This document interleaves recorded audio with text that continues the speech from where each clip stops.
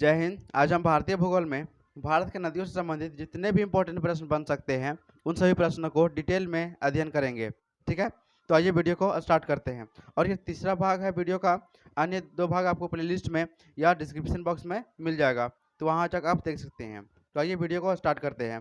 पहला है, विश्व में वृहत्तम डेल्टा निर्मित होती है। जो विश्व में सबसे बड़ा जो डेल्टा निर्मित होती है वह गंगा और ब्रह्मपुत्र द्वारा निर्मित किया जाता है। किसके द्वारा? गंगा और ब्रह्मपुत्र द्वारा। पश्चिम बंगाल में पश्चिम बंगाल में विश्व का सबसे बड़ा डेल्टा निर्मित किया जाता है। उसका नाम क्या है? उसका नाम है सुंदरवन। क्या है? सुंदरवन।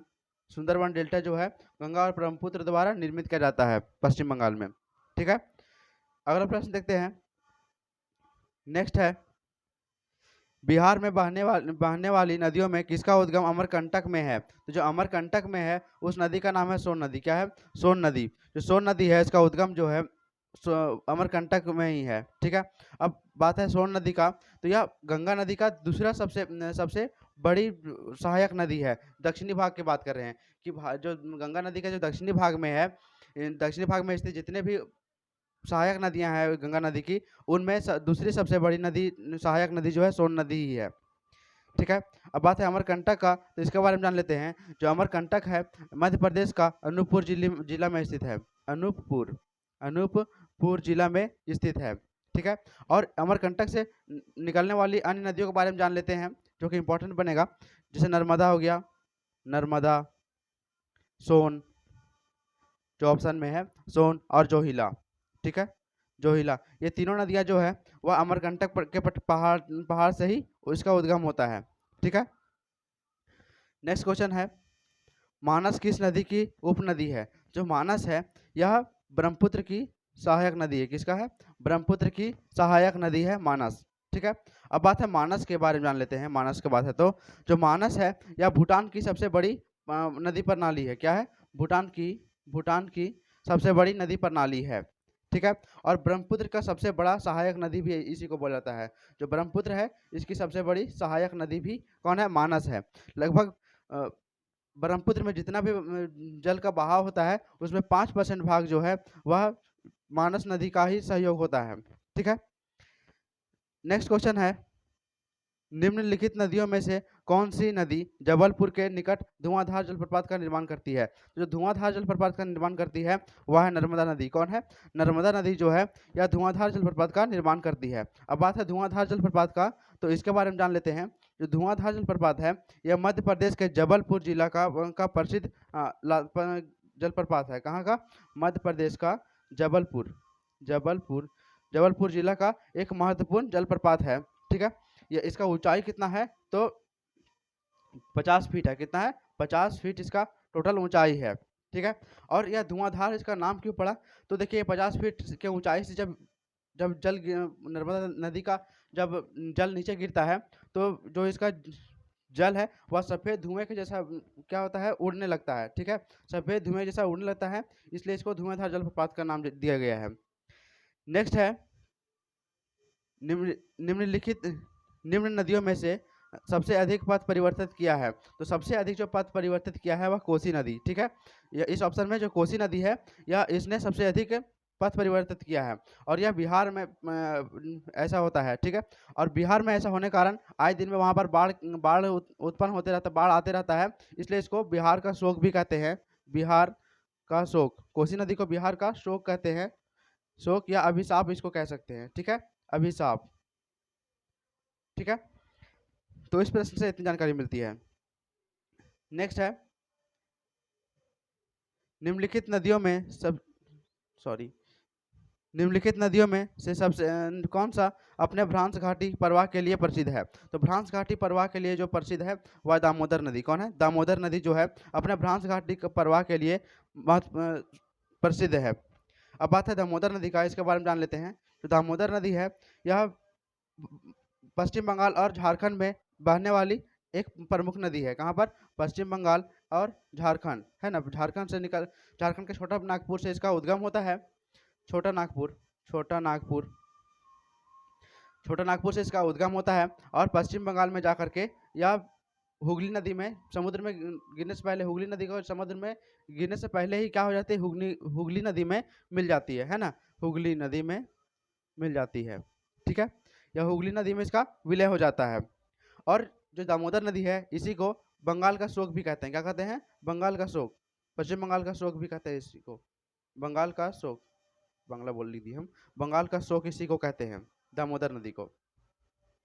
ठीक है, नेक्स्ट क्वेश्चन है, निम्नलिखित में से वह नदी कौन सी है जिसका जो उद्गम है भारतीय क्षेत्र में नहीं है? जो उद्गम भारतीय क्षेत्र में नहीं है वह घग्गर नदी, घाघरा नदी। कौन है? घाघरा नदी।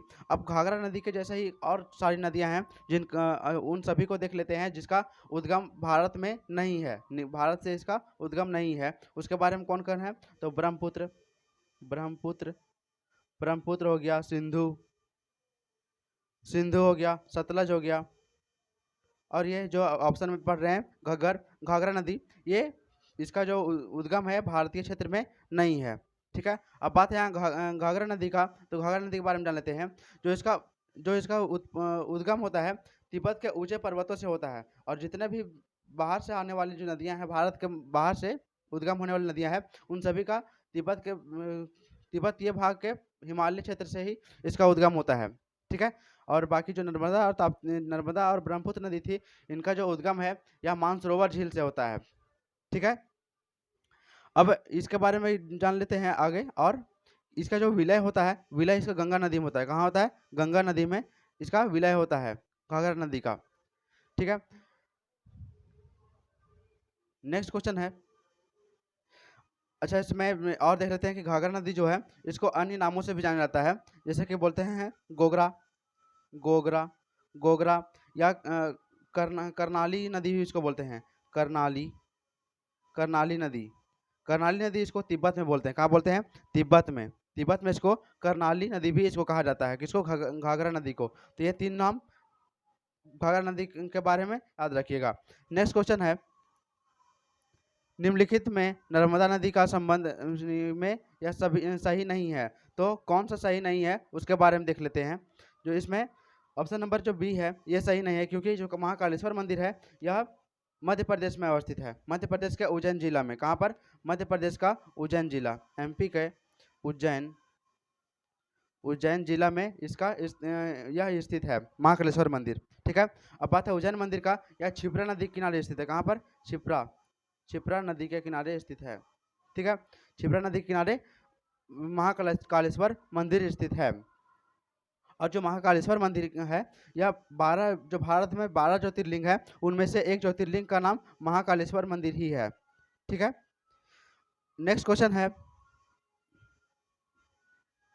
निम्नलिखित में से कौन सी कृष्णा नदी की सहायक नदी नहीं है? तो कृष्णा की सहायक जो नदी नहीं है वह है अमरावती। कौन है? अमरावती नदी जो है वह कृष्णा नदी की सहायक नदी नहीं है। अब बात है यहाँ अमरावती का, इसके बारे में जान लेते हैं। जो अमरावती नदी है यह किसकी सहायक नदी? कावेरी नदी की सहायक नदी। किसकी है? कावेरी, कावेरी की सहायक नदी है। कौन? अमरावती नदी। यह जो है तमिलनाडु में बहने वाली एक नदी है। क्या है? तमिलनाडु में बहने वाली एक नदी है। नेक्स्ट क्वेश्चन है, नर्मदा नदी का अधिकांश भाग भारत के किस राज्य में बहता है? जो नर्मदा नदी है वह अधिकांश भाग मध्य प्रदेश में बहता है। क्या कहाँ बहता है? मध्य प्रदेश में। और मध्य प्रदेश में इसी योगदान के कारण नर्मदा नदी को मध्य प्रदेश का जीवन रेखा कहते हैं। मध्य प्रदेश का जीवन रेखा, जीवन रेखा, जीवन रेखा भी इसी को कहते हैं, नर्मदा नदी को।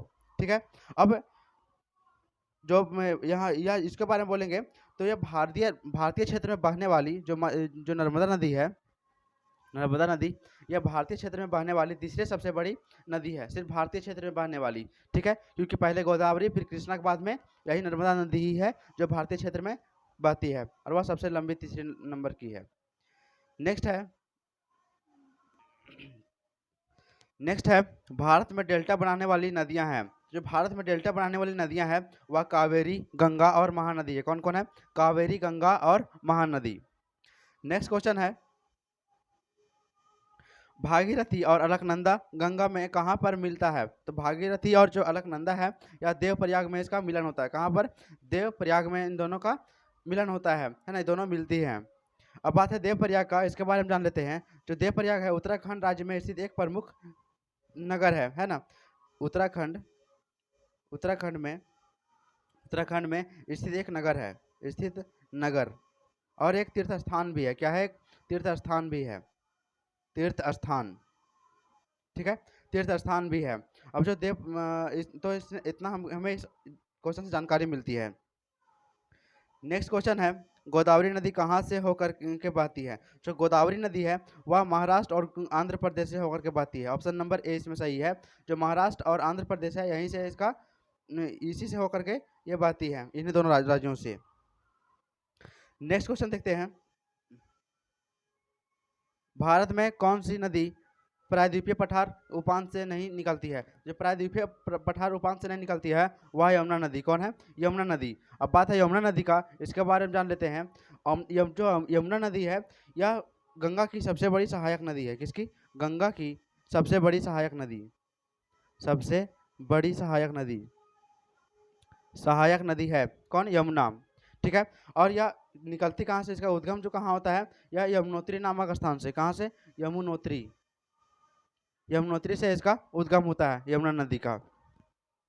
और ये जो गंगा और यमुना का जो मिलन होता है उसको वह स्थान कहाँ है?